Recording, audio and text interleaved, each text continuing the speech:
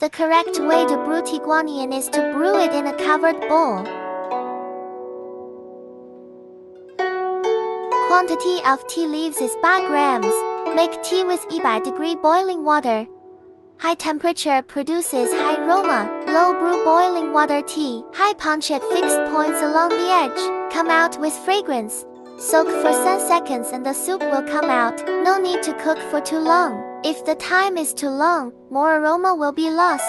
The first brew is usually thrown away and not drunk. Continue brewing for the second time. Serve the soup after 8到10 seconds. Each subsequent brew is 5 seconds longer than the previous one. The Tieguanyin brewed in this way has a very fragrant aroma. Tastes sweet. The bottom of the leaves is green.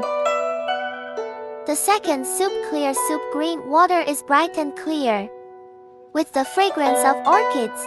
The color of the soup is very beautiful. This is the detailed brewing method of Tieguanyin.